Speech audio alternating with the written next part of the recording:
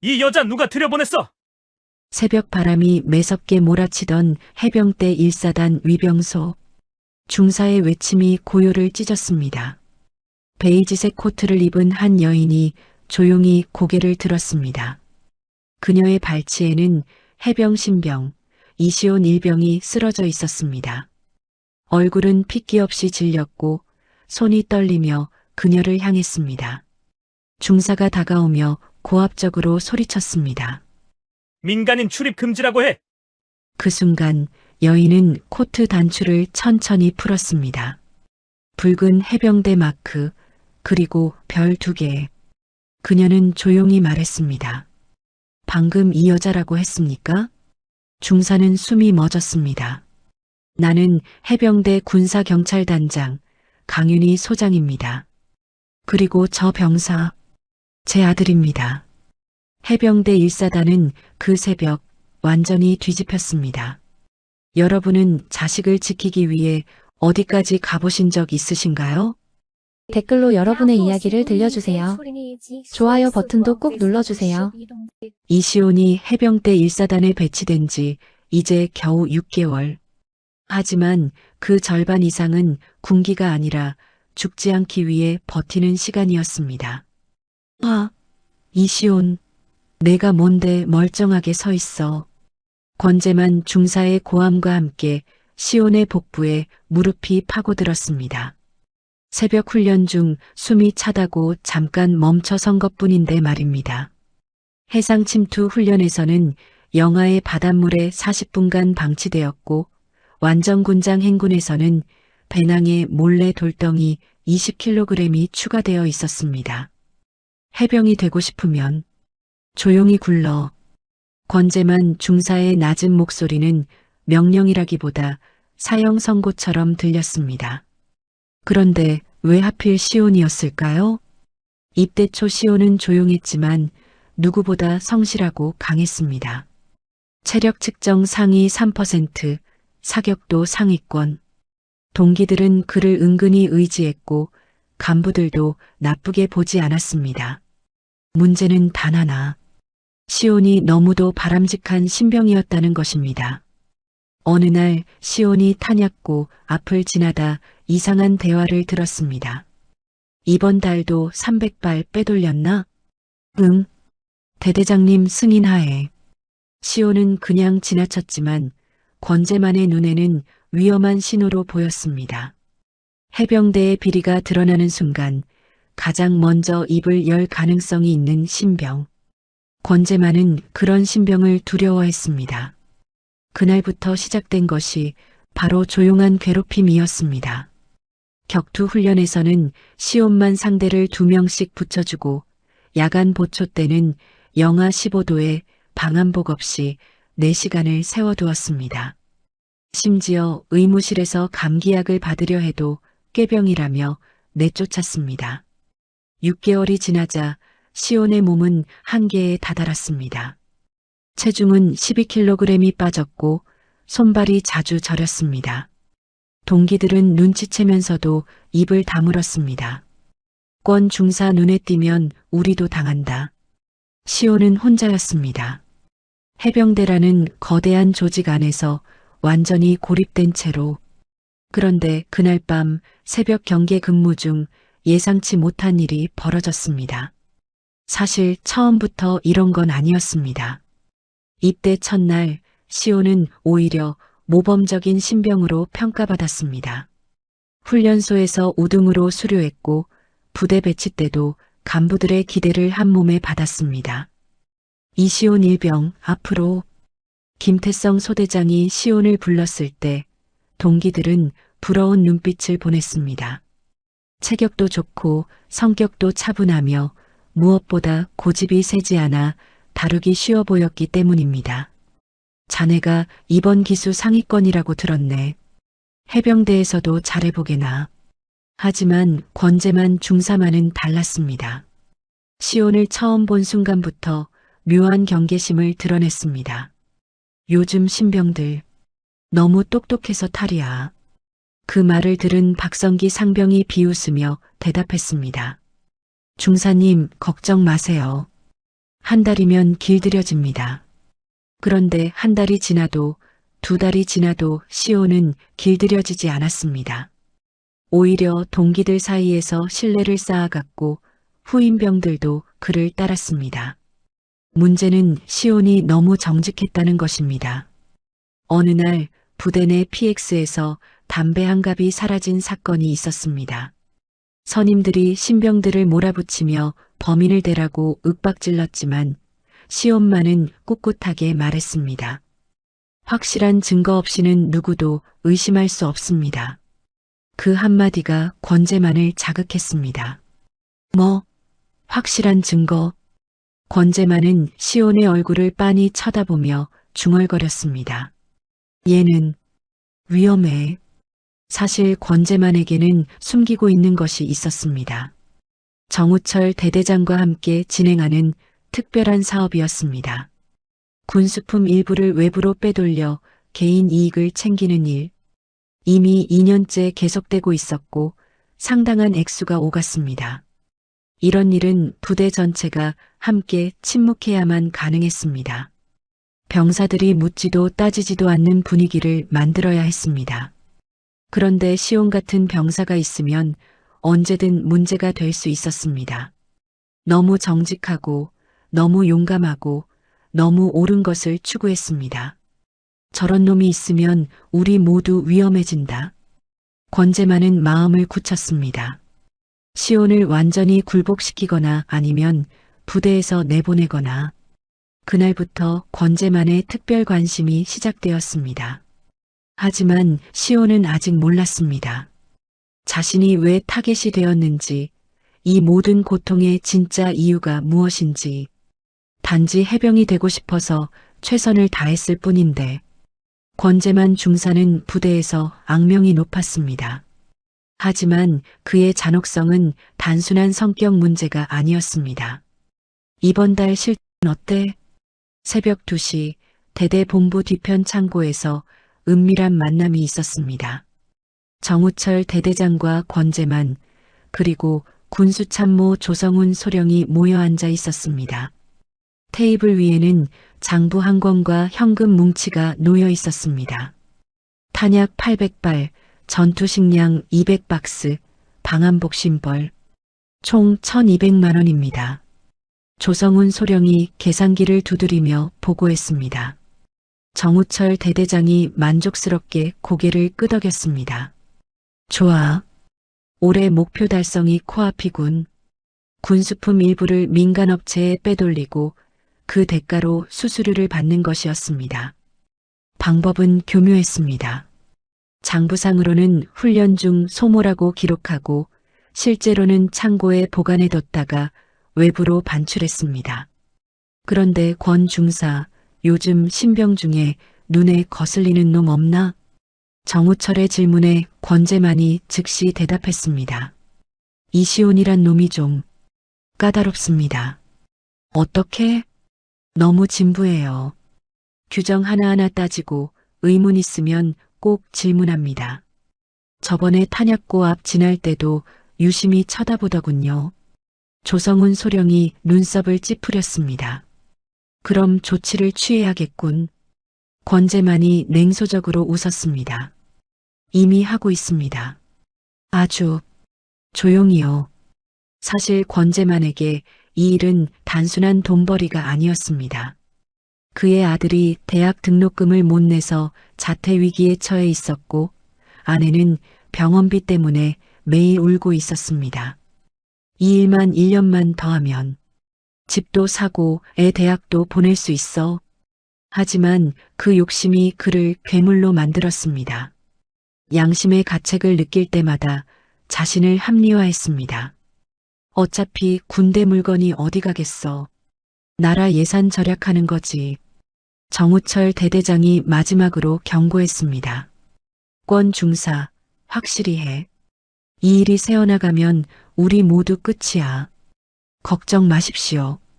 이시온 그놈, 입 다물게 만들겠습니다.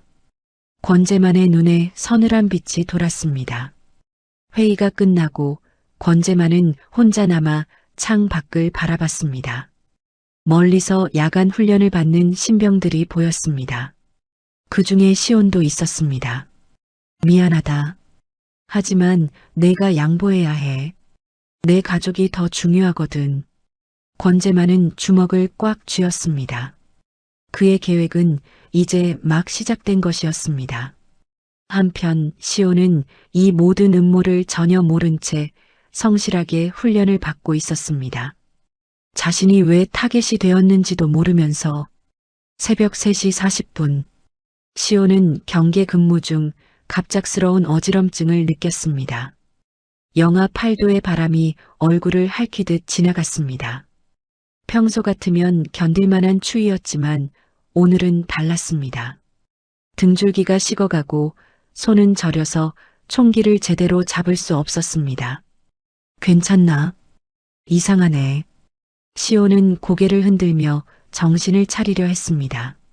하지만 시야가 번지기 시작했고 다리에 힘이 빠졌습니다. 그때 어둠 속에서 발소리가 들렸습니다. 야, 이시온. 박성기 상병이 나타났습니다. 하지만 그의 표정에는 걱정이 아니라 차갑고 계산된 무언가가 있었습니다. 왜 비틀거려? 설마 추위 때문에? 시온이 대답하려 했지만 목소리가 제대로 나오지 않았습니다. 박성기가 한 발 더 다가왔습니다. 해병 맞아? 이 정도도 못 버티고? 그 순간 박성기의 군홧발이 시온의 옆구리를 강타했습니다.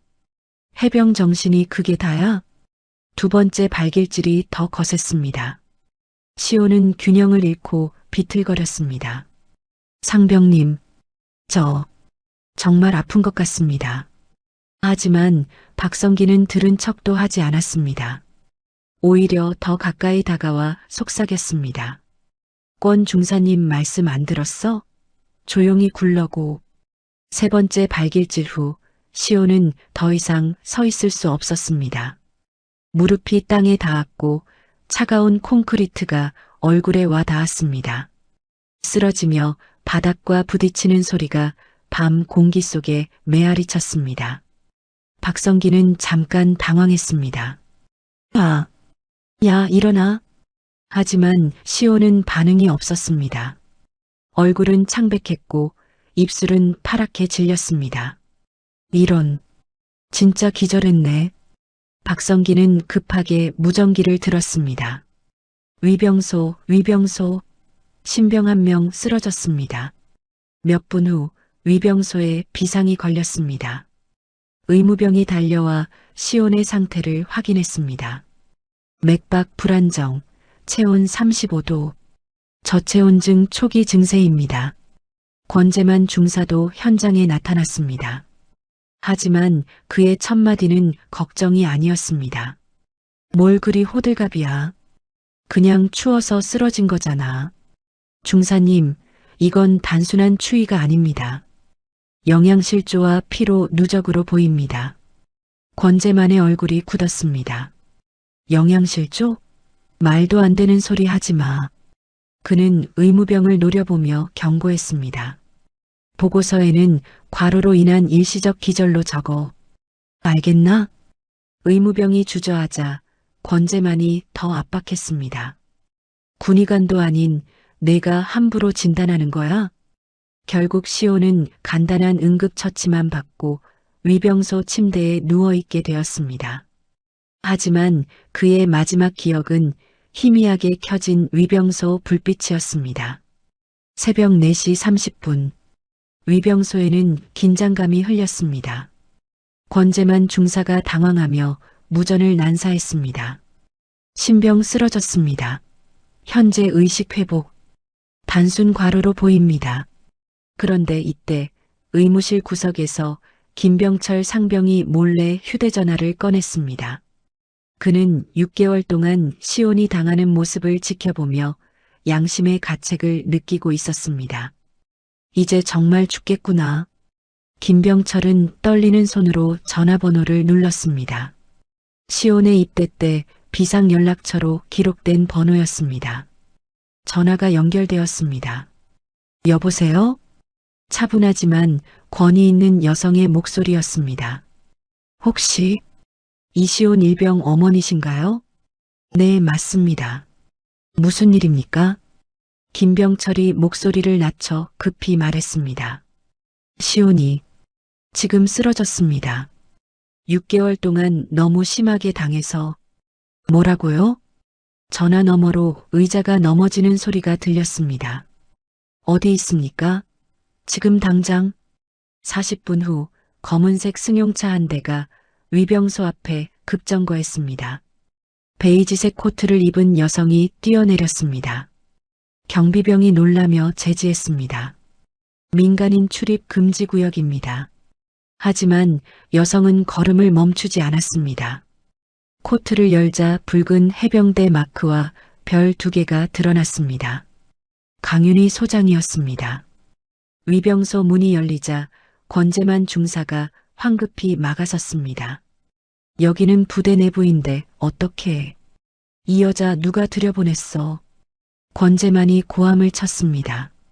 하지만 강윤희는 차갑게 응답했습니다. 방금 이 여자라고 했습니까? 권재만은 그제서야 그녀의 계급장을 보았습니다. 별 2개. 소장. 나는 해병대 군사경찰단장 강윤희 소장입니다. 권재만의 얼굴이 하얗게 변했습니다. 강윤희는 침대에 누워있는 시온을 한눈에 파악했습니다. 창백한 얼굴, 마른 손목, 움푹 들어간 볼. 그리고 저 병사는 제 아들입니다. 위병소 안의 모든 사람이 숨을 죽였습니다. 강윤희는 즉시 휴대전화를 꺼냈습니다. 군사경찰단 긴급 파견 요청합니다. 해병대 1사단 특별감찰 실시. 구석에서 김병철 상병이 안도의 한숨을 쉬었습니다. 드디어 이 지옥이 끝날 것 같았습니다. 권재만이 당황하며 변명했습니다. 소장님, 이것은 정당한 훈련 과정에서. 입 다물고 기다리십시오. 지금부터 이 부대 전체를 뒤집겠습니다. 해병대 1사단의 새벽이 완전히 뒤바뀌었습니다. 30분 후 검은색 지프 세대가 부대 정문을 통과했습니다.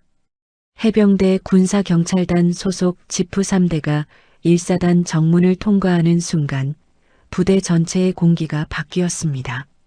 행정반 통로에 퍼지던 잡담이 멎고 막사 창문마다 커튼이 살짝 흔들렸습니다.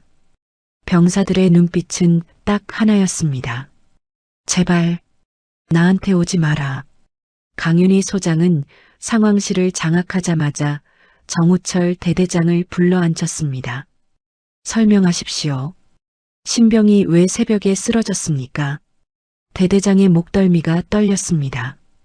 과호흡. 일시적인 기절일 뿐입니다. 윤희 소장은 시온의 의료 기록을 탁자 위로 던졌습니다. 좌측 늑골 타박, 무릎 혐자, 탈수, 저체온 경계. 이 기록들이 실수로 생긴다고 보십니까? 정우철 대대장은 식은땀을 흘리며 대답을 피했습니다. 그것은 훈련 중에 거짓말입니다. 강윤희가 단호하게 말했습니다. 그녀는 감찰팀을 향해 명령했습니다. 병사 전원 개별 면담, 간부들은 분리조사. 하지만 조사 첫날부터 윤희는 거대한 벽에 부딪혔습니다. 병사들의 대답은 모두 같았습니다. 모릅니다. 못 봤습니다. 기억이 첫 번째 면담자 최민수 일병. 이시온 일병이 가혹행위를 당했다고 생각합니까? 아니요. 그냥 훈련이었습니다. 두 번째 면담도 마찬가지였죠. 세 번째 강태민 일병 역시 아무것도 못 봤다고 증언했습니다. 그들의 눈동자에는 똑같은 공포가 있었습니다. 우린 말하면 죽는다. 면담이 끝난 후 감찰팀원 한 명이 윤희에게 보고했습니다. 단장님, 이상합니다. 모든 병사들이 똑같이 입을 다물고 있어요. 공포에 질려 있군요. 윤희는 창밖을 바라보며 생각했습니다. 이건 단순한 가혹행위가 아니었습니다. 조직 전체가 공유하는 구속장치가 있었습니다. 그때 한 병사가 조심스럽게 면담실 문을 두드렸습니다. 김병철 상병이었습니다. 단장님, 저는 말씀드릴 게 있습니다. 앉으십시오. 김병철은 떨리는 목소리로 말했습니다. 권재만 중사가 시온이를 일부러 괴롭혔습니다. 6개월 동안 계속. 구체적으로 어떻게요? 새벽에 혼자 불러내서 기합 주고 훈련할 때 일부러 더 힘들게 하고, 그리고 김병철이 주저했습니다. 그리고 탄약고 근처에서 이상한 대화를 들었다고 권 중사한테 보고했어요. 그날부터 더 심해졌습니다. 윤희의 눈이 번뜩였습니다. 탄약고에서 무슨 대화를? 잘 모르겠지만 뭔가 빼돌린다는 얘기였던 것 같아요. 드디어 실마리가 보였습니다. 이건 단순한 가혹행위가 아니라 더 큰 비리를 숨기기 위한 조직적 은폐였습니다. 윤희는 마음속으로 중얼거렸습니다. 이제 진짜 싸움이 시작이군. 시온은 의무실에서 퇴원하자마자 더 깊은 고립 속으로 떨어졌습니다. 식당에서 자리를 잡으려 하면 동기들이 의자에서 일어났습니다. 앉을 자리 없으니까 다른 데 가서 먹어. 훈련장에서도 마찬가지였습니다. 교관조차 그의 눈을 피했습니다. 단장 아들 아니야? 괜히 엮이면. 생활관에서는 베개가 사라져 있었습니다. 누가 가져간 건지 묻지도 못했습니다. 무엇보다 아팠던 건 동기들의 귓속말이었습니다. 저 자식 때문에 감찰 내려왔대. 우리 다 죽게 생겼어. 엄마 힘 믿고 깝치다가. 그들은 시온을 미워한 것이 아니라 두려워한 것이었습니다. 점심시간 시온이 혼자 구석에 앉아 있을 때 동기 한 명이 다가왔습니다. 조민호 일병이었습니다. 야, 시온아. 시온이 고개를 들자 조민호가 작은 목소리로 말했습니다. 미안해. 우리도 어쩔 수 없어. 무슨 말이야? 권 중사가 경고했거든. 너랑 어울리는 놈은 다 찍어버린다고. 조민호가 주위를 둘러보며 계속했습니다. 그리고 솔직히 말해서 내 엄마가 단장이라는 거 우리 다 무서워. 뭐가 무서워? 만약에 우리가 실수라도 하면 내가 엄마한테 일러 바칠까봐. 시온은 충격을 받았습니다. 자신이 고립된 이유가 단순히 감찰 때문만이 아니었습니다. 나는 그런 적 없어. 한 번도. 우리가 그걸 어떻게 믿어? 군대에서 가족이 간부면 그게 얼마나 큰 뒷배인데. 조민호가 일어서며 마지막으로 말했습니다. 미안하지만 당분간 거리 좀 둬. 우리도 살아야 해. 그날 밤 시온은 침대에 누워 천장을 바라봤습니다. 해병대는 강함을 요구하는 곳이지만 그 강함의 방향은 언제나 지휘계통이 정하고 있었습니다. 갑자기 생활관 문이 열렸습니다. 박성기 상병이 들어왔습니다. 이시온 나와. 시온이 따라 나가자 박성기가 복도 끝에서 말했습니다. 너 때문에 우리 부대 완전히 뒤집어졌다. 제가 뭘 했다고. 뭘 했다고? 내 엄마가 누군지 알면서 왜 조용히 안 했어? 박성기의 목소리에 분노가 섞였습니다. 우리는 지금 매일 조사받고 면담받고 언제 끌려갈지 몰라서 잠도 못 자고 있어. 그건 당신들이 잘못했기 때문이잖아요. 뭐라고? 박성기가 시온의 멱살을 잡았습니다. 내가 뭘 안다고. 군대가 뭔지 알기나 해? 시온이 박성기의 손을 뿌리치며 말했습니다. 저는 엄마의 그림자가 아닙니다. 그냥 이시온 일병일 뿐이에요. 박성기가 비웃었습니다. 그림자가 아니라고? 내가 여기 있는 것 자체가 우리한테는 폭탄이야. 시온은 홀로 남겨졌습니다. 군복의 무게보다 엄마의 이름이 더 무거웠습니다. 그는 생활관으로 돌아가며 속으로 다짐했습니다. 더 이상 엄마 뒤에 숨지 않겠어. 의무실 앞 벤치, 어둑해진 하늘 아래 강윤희 소장은 아들을 기다리고 있었습니다. 시온이 걸어오자 윤희는 조심스레 물었습니다. 몸은 좀 어떠니? 그러나 시온은 고개를 들지 않았습니다. 엄마 때문이야. 뭐? 엄마가 단장이라서. 사람들이 나를 피하는 게 아니라 나 때문에 다칠까봐 입을 다 다물고 있어. 시온의 목소리에 억눌린 분노가 섞였습니다. 시온아, 엄마는 나를 구하러 온 게 아니야. 시온이 드디어 고개를 들었습니다. 그의 눈에는 눈물이 고여 있었습니다. 해병대를 구하러 온 거잖아. 그 말에 윤희 소장의 숨이 멎었습니다. 엄마가 여기 온 순간부터 나는 이시온 일병이 아니라 강윤희 소장의 아들이 됐어. 윤희가 다가가려 했지만 시온은 뒷걸음쳤습니다. 동기들이 나를 무서워해. 내가 엄마한테 뭐라도 말할까봐. 선임들은 나를 건드렸다가 엄마가 보복할까봐 벌벌 떨어. 시온의 목소리가 점점 커졌습니다. 교관들도 간부들도 모두가 나를 단장의 아들로만 봐. 시온아, 엄마가 너를 지키려고. 지키지 마. 시온이 소리쳤습니다. 주변 몇몇 병사들이 놀라서 돌아봤습니다. 나는 엄마 뒤에 숨고 싶지 않아. 시온이 주먹을 움켜쥐며 말했습니다. 6개월 동안 당한 건 억울하지만 그렇다고 엄마 힘으로 해결하고 싶지 않아. 윤희의 눈가가 떨렸습니다. 그럼 엄마가 어떻게 해야 하는데? 모르겠어. 시온이 돌아서며 말했습니다. 하지만 이렇게 하는 건 아니야. 나는 피해자가 되고 싶지 않아. 시온아. 하지만 시온은 걸어갔습니다. 윤희는 그 등 뒤를 바라보며 작게 중얼거렸습니다. 나는 엄마로서도 군인으로서도 너를 지키고 싶은데. 바람이 차갑게 불었습니다. 그날 밤 윤희는 숙소에서 전화를 받았습니다. 사령부에서 온 전화였습니다. 단장, 감찰을 중단하라는 지시가 내려왔다. 무슨 말씀입니까? 위에서 보기에 너무 개인적인 감정이 개입된 것 같다고. 사적 감찰 의혹도 제기되고 있고. 윤희는 전화기를 꽉 쥐었습니다. 사적 감찰이라고요? 단장의 아들 때문에 부대 전체를 뒤집는 게 적절하냐는 거다. 전화가 끊어진 후 윤희는 창밖을 바라봤습니다. 멀리서 야간 훈련하는 병사들이 보였습니다.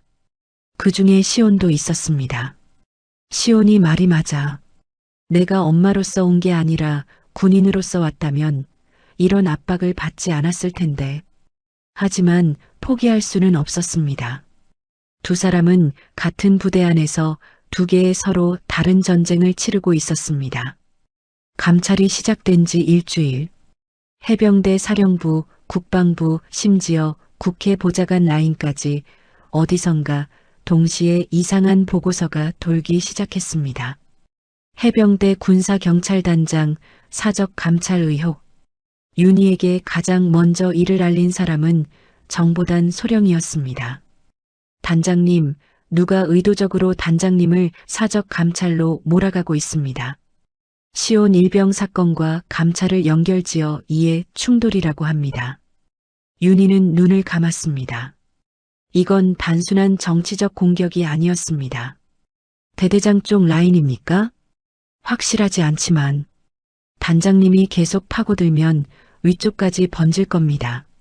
그 말은 사실이었습니다. 정우철 대대장은 해병대 군수물자 라인과 오래된 연결고리를 가지고 있었습니다. 그 고리를 끊으려 하면 반대로 매듭을 조여오는 것이었습니다. 오후 3시 사령부에서 전화가 왔습니다. 단장, 너무 나서지 마. 군 전체 문제로 번지면 곤란하다. 진실을 덮으라는 말입니까? 그게 아니라 당분간 감찰을 늦춰라. 늦추라는 건 멈추라는 말과 같았습니다. 윤희는 수화기를 내려놓으며 자신에게 다짐했습니다. 진실을 덮는 순간 자신은 군인도 엄마도 아니라고. 저녁 무렵 더 큰 압박이 시작되었습니다. 국방부 감찰실에서 직접 전화가 온 것입니다. 강윤희 소장, 내일 오전 국방부로 출석하시오. 사적 감찰 의혹에 대한 조사가 있을 예정입니다. 윤희는 전화를 끊고 깊은 한숨을 내쉬었습니다. 이제 자신이 조사받는 입장이 되었습니다. 그날 밤 11시 정우철 대대장의 숙소에서 비밀 회의가 열렸습니다. 권재만 중사와 조성훈 소령이 모였습니다. 잘했다. 단장을 국정감사까지 끌고 가면 감찰은 자연스럽게 무산될 거다. 정우철이 만족스럽게 고개를 끄덕였습니다. 하지만 혹시 단장이 끝까지 버티면? 권재만이 걱정스럽게 물었습니다. 그럴 리 없어. 아들 때문에 감찰한다는 소문이 퍼지면 군 전체에서 매장당할 거야. 조성훈 소령이 냉소적으로 웃었습니다. 엄마 역할과 군인 역할 사이에서 찢어지게 만드는 거지. 결국 하나를 포기할 수밖에 없어. 한편 윤희는 깊은 밤까지 시온의 의료 기록과 증거 자료들을 정리하고 있었습니다. 아들을 구하려는 엄마의 마음과 진실을 밝혀야 하는 군인의 의무 사이에서 고뇌했습니다. 창밖으로는 새벽 훈련을 나가는 병사들이 보였습니다. 그 중에는 시온도 있었습니다. 혼자서 묵묵히 자신만의 싸움을 하고 있는 아들의 모습이었습니다. 윤희는 결심했습니다. 내일 국정감사에서 무엇을 당하든 진실만은 끝까지 파헤치겠다고. 거대한 권력의 벽이 그녀를 향해 다가오고 있었지만 포기할 생각은 없었습니다. 감찰이 흔들리고 엄마가 고립되는 동안 시온은 조용히 움직였습니다. 그날 오후 조리병이 버린 상자를 정리하던 중 한 박스의 봉인이 눈에 들어왔습니다. 0점 조정 탄약 1800발 분실. 박스 내부 기록과 대대 기록이 전혀 맞지 않았습니다. 또 하나 식자재 보급표에는 실제로 받은 양보다 2배 많은 수량이 적혀 있었습니다. 이건 단순 실수도 악습도 아니었습니다. 해병대 1사단 전체를 흔드는 직접 증거였습니다. 시온은 손이 떨렸습니다. 6개월 동안 자신이 당한 모든 고통의 이유가 여기에 있었습니다. 권재만이 자신을 괴롭힌 것은 개인적인 감정이 아니라 이 비리를 숨기기 위해서였습니다. 그 순간 머릿속에서 무언가 또렷해졌습니다. 엄마가 감찰 때문에 공격받는 동안 자신은 피해자 역할만 하고 있었습니다. 하지만 이제는 달랐습니다. 엄마 뒤에 숨지 않겠다고 했잖아. 시온은 두 손에 증거 서류를 쥐고 결심했습니다. 내가 해병으로서 움직일 때다. 오후 4시 사단장실로 향하는 복도는 숨소리조차 조심스러웠습니다. 대대장, 중대장, 군수참모까지 지휘계통 모두가 감찰을 피하기 위해 회의에 몰두한 시간이었습니다. 그 틈을 뚫고 이시온 일병이 문 앞에 섰습니다. 손이 떨렸지만 복도 유리창 너머로 비친 자신의 얼굴을 보고 스스로에게 말했습니다. 도망치지 마. 엄마도 너도. 더 이상 도망칠 곳은 없다. 문을 두드리는 소리가 복도에 울렸습니다. 들어오게. 사단장 정무철 준장은 시온을 보자 놀란 표정을 감추지 못했습니다. 자네가 왜 여기? 시온은 서류 뭉치를 조용히 책상 위에 올려놓았습니다. 탄약 분실 기록, 조리식자재 조작표, 부대 공용물품 입출구 내역서, 전부가 권재만과 간부 라인이 수년 동안 해온 비리를 말해주고 있었습니다. 대대장님과 간부들이 이걸 숨기고 있습니다. 정무철 준장은 한 장 한 장 넘길 때마다 표정이 굳어졌습니다. 마지막 장을 넘기자 시온이 말했습니다. 저는 엄마 뒤에 숨고 싶지 않습니다. 이건 제가 해병으로서 해야 할 일입니다. 순간 정준장은 자리에서 일어나 엄숙하게 경례를 붙였습니다. 이시온 일병, 자네는 진정한 해병이다. 그는 바로 내무반에 명령을 내렸습니다. 1사단 자체 감사 즉시 발동. 헌병대 전원 호출. 사단이 움직이기 시작했습니다. 그리고 이는 곧 거대한 붕괴의 시작이었습니다. 20분 후 정우철 대대장이 급하게 사단장실로 뛰어왔습니다. 하지만 이미 늦었습니다.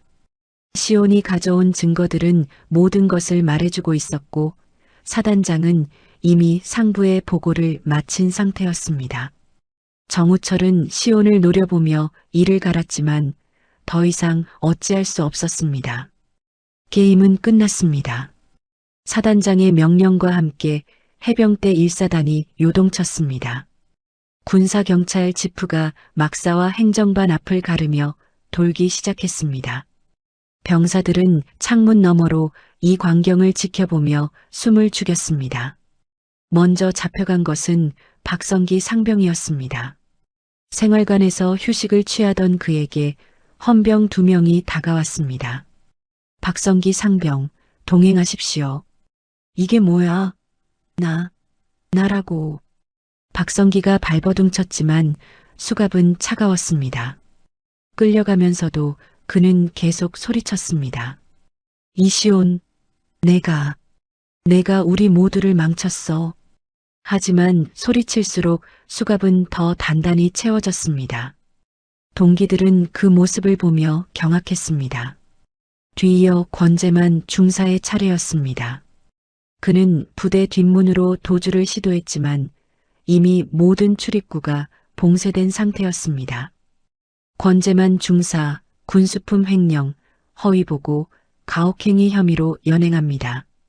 권재만은 마지막까지 비웃음을 잃지 않았습니다. 그래, 잘했다 이시온. 해병대가 널 지켜줄 것 같아? 너 같은 놈은. 하지만 말을 끝내기도 전에 수갑이 찰칵 소리를 내며 잠겼습니다. 그 소리는 부대 전체에 울려 퍼지는 종말의 신호처럼 들렸습니다. 가장 충격적인 것은 정우철 대대장의 체포 순간이었습니다. 그는 사단장실에서 나와 급하게 자신의 차로 향했지만 주차장에서 헌병들이 기다리고 있었습니다. 정우철 대대장, 군수품 횡령 및 조직적 비리 혐의로 긴급 체포합니다. 이런 식으로 하면 안 되는 거 아닙니까? 나는 대대장이라고. 하지만 아무도 그의 말에 귀 기울이지 않았습니다. 짐 하나 들지 못한 채 그의 정복만이 땅 위를 질질 끌렸습니다. 병사들은 이 장면들을 보며 복잡한 감정을 느꼈습니다. 어떤 병사는 울었고 어떤 병사는 머리를 감싸쥐었습니다. 그리고 모두가 속으로 인정했습니다. 저 일병 하나가 해병대를 살렸다. 조리실에서 일하던 김병철 상병이 동료에게 속삭였습니다. 6개월 동안 시온이가 당한 걸 보면서도 우리는 입 다물고 있었는데 그래도 결국 진실이 밝혀졌잖아. 저녁 점호 시간이 되자 부대는 이상한 정적에 쌓였습니다.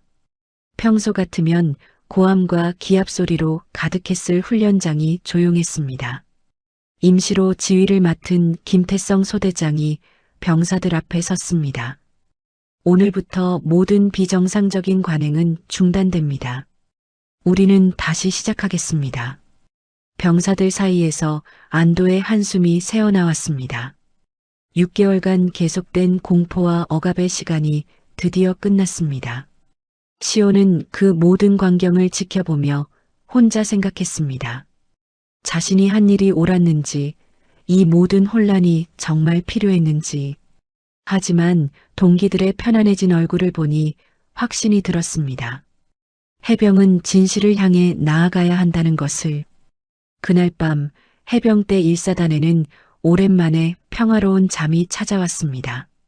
비리가 무너진 자리에서 처음으로 새벽 공기가 달랐습니다. 훈련장에 서던 시온에게 동기 하나가 다가왔습니다. 조민호 일병이었습니다. 야, 미안하다.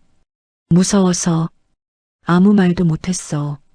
시온은 조민호를 바라보며 고개를 저었습니다. 괜찮아. 나도 무서웠어. 또 다른 동기 최민수가 모자를 깊게 눌러 쓴 채 말했습니다. 내가 아니었으면 우리 아직도 맞고 죽어가고 있었을 거다. 하나둘씩 동기들이 시온 주위로 모여들었습니다. 6개월 동안 쌓였던 벽이 서서히 무너지고 있었습니다. 생활관으로 돌아오자 사라졌던 베개가 자기 침상 위에 놓여 있었습니다. 누가 가져다 놨는지 적혀 있지 않았지만 시온은 알 수 있었습니다. 부대가 바뀌고 있다는 것을. 식당에서는 중사 대신 김태성 소대장이 말했습니다. 이시온 일병, 식판 들고 앞으로. 시온이 놀라 눈을 들자 김 소대장이 미소를 지었습니다. 오늘은 내가 먼저 먹어. 고생했고 자랑스럽다. 점심시간 식당은 6개월 만에 처음으로 웃음소리가 들렸습니다. 병사들은 더 이상 눈치를 보지 않으며 자연스럽게 대화를 나눴습니다. 권 중사 없으니까 공기가 완전 달라졌네. 그러게. 이제야 숨 쉴 것 같아. 시온도 그 대화에 자연스럽게 끼어들 수 있었습니다. 더 이상 단장의 아들이 아니라 그냥 동기로 받아들여지고 있었습니다. 오후 훈련 시간에는 더 놀라운 일이 일어났습니다. 새로 부임한 조교가 병사들을 집합시켰습니다. 앞으로는 정당하지 않은 기합이나 구타는 일체 금지입니다. 문제가 있으면 언제든 보고하십시오. 병사들 사이에서 안도의 한숨이 새어나왔습니다. 저녁 무렵 시온이 혼자 부대 뒤편을 산책하고 있을 때였습니다. 김병철 상병이 다가왔습니다. 시온아, 고마워. 뭐가요? 내가 용기 내줘서 우리도 다시 살 수 있게 됐어. 김병철이 주머니에서 작은 과자를 꺼내 건넸습니다. 이거 PX에서 샀는데 나눠 먹자. 이런 소소한 순간들이 시온에게는 큰 의미였습니다. 해병대는 잔혹한 곳이지만 누군가의 용기에 의해 따뜻함을 회복할 수 있는 곳이기도 했습니다. 그날 밤 생활관에서는 오랜만에 자유로운 대화가 이어졌습니다. 이제 진짜 훈련다운 훈련 받을 수 있겠네. 응, 무서워하지 말고. 시온은 침대에 누워 천장을 바라보며 생각했습니다. 6개월 동안의 지옥 같은 시간들이 헛되지 않았다는 것을, 그 모든 고통이 결국 더 나은 해병대를 만드는 밑거름이 되었다는 것을, 해병대 1사단은 서서히 본래의 모습을 되찾아가고 있었습니다. 강하지만 따뜻하고 엄격하지만 정의로운 곳으로. 시온도 이제야 진짜 해병이 되어가고 있는 것 같았습니다. 누군가의 그림자가 아닌 자신만의 이름으로. 전열정비 시간을 알리는 나팔 소리가 멎은 새벽. 부대 정문 앞에서 강윤희 소장은 조용히 아들을 기다리고 있었습니다. 시온이 걸어오자 둘은 말없이 서로를 바라봤습니다. 먼저 입을 연 것은 시온이었습니다. 엄마. 아니, 단장님. 윤희는 고개를 가로저었습니다. 아니야. 오늘은 그냥 엄마로 서 있을게. 새벽 공기가 차가웠지만 두 사람 사이의 분위기는 따뜻했습니다. 6개월간의 오해와 갈등이 서서히 녹아내리고 있었습니다. 눈물이 먼저 흐른 건 윤희였습니다. 미안하다. 너를 지켜야 하는데 내가 너를 더 위험하게 만들었지. 시온도 울먹이며 말했습니다. 아니야. 엄마 덕분에 나도 해병이 됐어. 윤희가 고개를 들었습니다. 해병이? 응. 6개월 동안 당하면서도 포기하지 않았잖아. 그리고 마지막에는 스스로 진실을 밝혔고, 시온이 주먹을 가볍게 쥐며 말했습니다. 엄마가 지킨 해병대를 이젠 내가 지키고 싶어. 그 말에 윤희는 더 이상 버티지 못하고 아들을 끌어안았습니다. 두 사람의 눈물이 새벽 바람에 섞여 흘렸습니다. 엄마는 내가 다칠까봐 너무 무서웠어. 나도 엄마가 나 때문에 공격받는 걸 보면서 힘들었어. 서로를 끌어안은 채 두 사람은 그동안 말하지 못했던 마음들을 털어놓았습니다. 윤희가 시온의 어깨에서 고개를 들며 말했습니다. 내가 가져온 증거들 정말 대단했어. 엄마도 찾지 못했던 결정적 자료들이었어. 그냥 우연히 발견한 거예요. 우연이 아니야. 내가 6개월 동안 부대를 관찰하고 생각하고 견뎌냈기 때문에 가능했던 거야. 시온이 고개를 들며 물었습니다. 이제 모든 게 끝난 거예요? 응. 비리 관련자들은 모두 군법 재판에 회부될 거야. 그리고 1사단은 완전히 새롭게 시작할 수 있을 거고. 두 사람은 잠시 침묵했습니다. 멀리서 아침 점호를 준비하는 병사들의 목소리가 들려왔습니다. 시온이 말했습니다. 엄마 고마워요.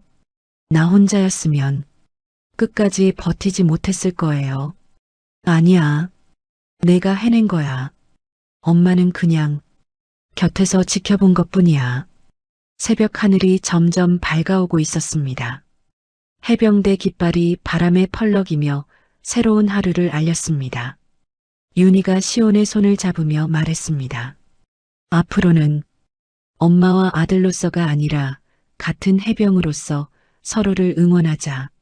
네. 그럼 이제 정말 독립적인 해병이 되는 거네요. 두 사람은 서로를 바라보며 미소를 지었습니다. 6개월간의 시련이 끝나고 진정한 성장의 시간이 시작되었습니다. 새벽 바람 속에서 두 사람의 화해는 해병대 깃발 아래 조용히 완성되었습니다. 저녁식 날 해병대 1사단 훈련장에는 따뜻한 봄바람이 불고 있었습니다. 18개월의 복무를 마친 시온은 이제 당당한 병장 계급장을 달고 있었습니다. 6개월 전 그 지옥 같은 시간을 겪은 같은 사람이라고 믿기 어려울 만큼 달라져 있었습니다. 사단장 정무철 준장은 마지막 표창장을 시온에게 건넸습니다. 이시온 병장, 부대의 명예를 지킨 공로로 사단장 표창을 수여합니다. 휘장이 가슴에 달리는 순간 시온의 눈가가 붉어졌습니다. 18개월 전 입대할 때는 상상도 못했던 일이었습니다. 훈련장 뒤편에는 그와 함께 고생했던 동기들이 모여 있었습니다. 조민호, 최민수, 김병철 모두가 시온을 바라보며 박수를 쳤습니다. 시온아, 저녁 축하해. 진짜 고생 많았어. 이제 그들에게 시온은 더 이상 단장의 아들이 아니라 그냥 동기였습니다. 함께 웃고 함께 울고 함께 성장한 소중한 전우였습니다. 식이 끝난 뒤 윤희가 다가와 말했습니다. 오늘은 사령관도 단장도 아니야. 그냥 내 엄마야. 시온은 환하게 웃으며 말했습니다. 엄마, 이제 나는 누군가의 아들이 아니라 내 인생의 주인공이에요. 그래, 내가 스스로 만들어낸 길이야. 두 사람은 부대를 함께 걸으며 지난 시간들을 돌아봤습니다.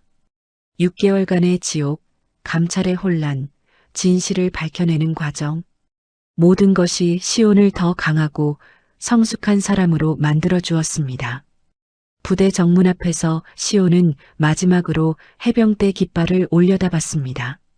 그 깃발 아래서 그는 정말 많은 것을 배웠습니다. 시온아, 뒤에서 김병철 상병이 뛰어왔습니다. 이거 우리가 준비한 거야. 그가 건넨 것은 동기들이 함께 만든 작은 액자였습니다. 안에는 18개월간의 추억이 담긴 사진들과 함께 이런 글이 적혀 있었습니다. 진정한 해병 이시온에게 용기를 가르쳐줘서 고마워. 시온은 액자를 받아들며 고개를 숙였습니다. 목이 메어 말이 나오지 않았습니다. 윤희가 아들의 어깨에 손을 올리며 말했습니다. 자랑스러워. 정말로. 바람이 불었습니다. 해병대 깃발이 펄럭였습니다. 시온의 새로운 삶이 조용히 열리고 있었습니다. 더 이상 누군가의 그림자가 아닌 자신만의 빛으로 살아갈 준비가 되어 있었습니다. 부대 문을 나서며 시온은 돌아보며 마음속으로 다짐했습니다. 해병대에서 배운 것들을 잊지 않겠어. 진실을 향한 용기, 동료를 지키는 마음, 그리고 끝까지 포기하지 않는 정신을. 18개월의 해병 생활이 끝났습니다. 하지만 진짜 인생은 이제부터 시작이었습니다. 민간인 이시온으로서의 새로운 여행이 기다리고 있었습니다. 서울 시내 한 카페. 정장을 입은 시온이 창가 자리에 앉아 노트북을 두드리고 있었습니다. 저녁 후 그는 언론학과에 편입해 탐사 기자의 꿈을 키우고 있었습니다. 해병대에서 배운 진실을 향한 용기가 그를 이 길로 이끌었습니다. 핸드폰이 울렸습니다. 여보세요, 엄마. 시온아, 오늘 뉴스 봤니? 내 기사 나왔더라. 시온이 작성한 군 급식업체 비리 고발 기사가 주요 언론에 실렸던 것입니다. 3개월간의 취재 끝에 밝혀낸 진실이었습니다. 응, 봤어요. 많은 사람들이 관심 가져주더라고요. 자랑스럽다. 내가 해병대에서 배운 정신을 사회에서도 실천하고 있구나. 통화를 마치고 시온은 미소를 지었습니다. 해병대에서의 경험이 자신의 인생에 얼마나 큰 영향을 미쳤는지 새삼 느꼈습니다. 오후 2시 약속 장소인 레스토랑에 도착했습니다. 조민호, 최민수, 김병철, 해병대 동기들과의 정기 모임이었습니다. 야, 시온아, 기자 생활 어때? 조민호가 반갑게 인사했습니다. 그는 지금 중소기업에서 성실하게 일하고 있었습니다. 힘들지만 보람 있어. 너희는 어때? 최민수는 소방관이 되었고 김병철은 사회복지사로 일하고 있었습니다. 모두가 각자의 자리에서 남을 위해 일하는 길을 선택했습니다. 그때 일 기억나냐? 권재만 중사. 김병철이 조심스럽게 꺼낸 말에 모두가 잠시 침묵했습니다. 들었어. 3년형 받고 지금 복역 중이래. 그래도 덕분에 우리가 성장할 수 있었던 것 같아. 시온이 말했습니다. 그 시절이 없었다면 지금의 우리도 없었을 거야. 동기들은 모두 고개를 끄덕였습니다. 고통스러웠지만 그 경험이 그들을 더 강하고 성숙한 사람으로 만들어 주었습니다. 저녁 무렵 시온은 혼자 한강을 걸었습니다. 해가 지는 풍경을 바라보며 지난 시간들을 돌아봤습니다. 핸드폰으로 엄마에게 문자를 보냈습니다. 엄마, 오늘 동기들 만나고 왔어요. 모두 잘 살고 있어요. 엄마도 건강하시고 사랑해요. 곧 답장이 왔습니다. 나도 사랑한다. 내가 자랑스러워. 항상 건강하고 행복해라. 시온은 한강 다리 위에 서서 도시의 불빛들을 바라봤습니다. 멀리서 해병대 부대 방향으로 고개를 돌려봤습니다. 고마워, 해병대. 나를 진짜 어른으로 만들어줘서. 바람이 불었습니다. 따뜻한 바람이었습니다. 시온의 새로운 인생은 계속되고 있었습니다. 더 이상 누구의 그림자도 아닌 자신만의 빛으로 세상을 밝히며 그는 걸음을 돌려 집으로 향했습니다.